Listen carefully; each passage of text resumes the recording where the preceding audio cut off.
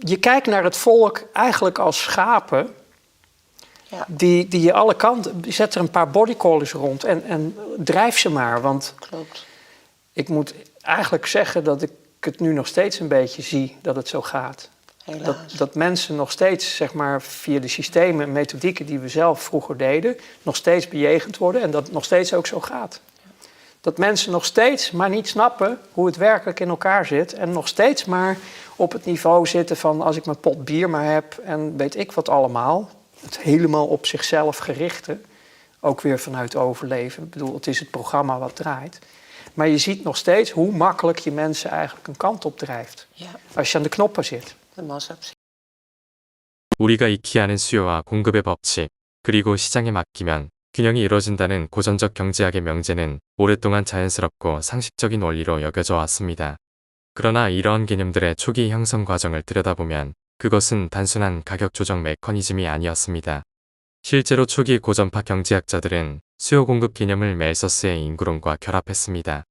그들은 임금을 노동자 개체수를 조절하는 도구, 다시 말해 인간의 개체수를 통제하는 수단으로 간주했습니다. 임금 수준이 단순히 개인의 생활을 좌우하는 요소를 넘어 노동 인구 전체의 수를 조절하는 장치로 작동한다는 시각을 낳았습니다. 임금은 인간의 생존과 번식을 직접 통제하는 변수가 된 것입니다. 데이비드 리카도는 이를 더욱 체계화했습니다. 그는 자연임금이라는 개념을 통해 임금은 장기적으로 노동자가 가족을 간신히 유지할 수 있는 최소한의 수준으로 수렴한다고 보았습니다. 만약 임금이 이보다 높으면 노동자는 더 많은 자녀를 낳아 인구가 증가하고 이는 노동 공급의 과잉을 불러와 다시 임금이 떨어지게 됩니다. 반대로 임금이 낮아 생계가 어려워지면 출산율이 감소하거나 사망률이 증가하면서 인구는 다시 줄어듭니다. 이것은 마침 먹이가 줄어든 생태계에서 생물의 개체수가 감소하고 먹이가 늘어나면 개체수가 증가하는 것과 같다고 보았습니다. 중요한 점은 이 일련의 흐름이 고전파 경제학자들에게 자연의 법칙으로 받아들여졌다는 것입니다. 그들에게 가난과 노동자의 고통은 시장 실패나 도덕적 책임의 문제가 아니라 자연스럽고 불가피한 현상이었습니다. 이러한 세계관 속에서 자유주의 경제는 단순한 정책이 아니라 자연의 섭리에 순응하는 가장 합리적인 체제가 됩니다.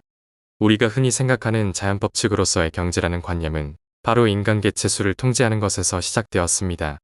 이런 경제는 필연적으로 주기 사이클을 생성합니다. 자본가들은 이 주기를 이용하여 경제 시스템을 더욱더 효율적으로 발전시켰습니다.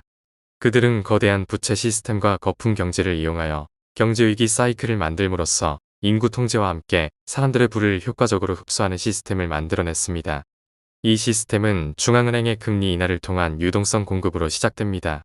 금리 인하로 돈이 풀리면 값싼 대출 이자의 사람들은 너도 나도 대출을 받고 돈을 쓰기 시작하면서 시장 전체의 거품이 만들어집니다.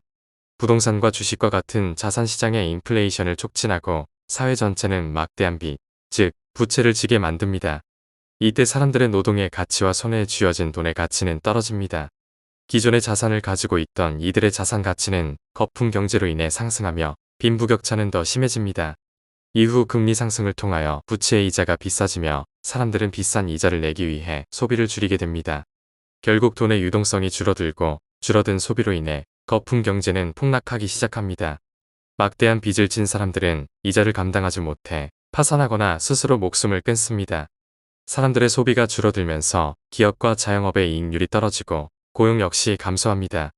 많은 수의 사람들이 빚과 실업으로 인해 경제적 고통을 겪습니다. 먹고 살기가 힘들어지면서 출산율은 감소하고 자살률은 급증하며 인구는 장기적으로 감소하게 됩니다. 사람들의 소비가 극단적으로 줄어들면 물가가 떨어지기 시작합니다. 이후 경제를 살린다는 명목으로 다시 금리 인하를 하며 처음 주기로 되돌아갑니다. 현대 사회에서 우리는 모두 이 프로그램 안에 갇혀 있습니다. 그들은 대중매체를 통해 여러분의 소비를 부추깁니다. 사람들은 자동차, 옷, 여행 등 끊임없는 소비 행위와 상품에서 자신의 가치와 정체성을 찾습니다. 아이들은 비싼 핸드폰과 옷으로 서로를 구별짓고 어른들은 자산과 직업, 그리고 생활 수준에서 만족감을 얻으려 합니다. 우리는 우리 자신이 타인에게 어떻게 보이고 싶은지, 우리가 어떻게 되길 원하는지 스스로에 대한 자아이상을 가지고 있습니다. 그리고 이러한 자아이상이 무너지면 상당수 인간들은 망가지거나 스스로 목숨을 끊습니다. 그들은 인간에 대해 너무나 잘 알고 있습니다. 매우 정교한 시계처럼 거품 경제가 축소되며 더 이상 이전과 같은 생활 수준을 유지하지 못하거나 빚에 파산되고 가난해진 상당수의 사람들은 삶의 의지를 잃어버리고 맙니다. 폐인이 되거나 죽거나 범죄를 저지르거나 누군가는 정치에 매몰됩니다. 보더콜리가 양떼를 모는 것처럼 삶의 의지를 잃어버린 그들은 손쉽게 자신들이 원하는 세계로 이행해 나아갑니다.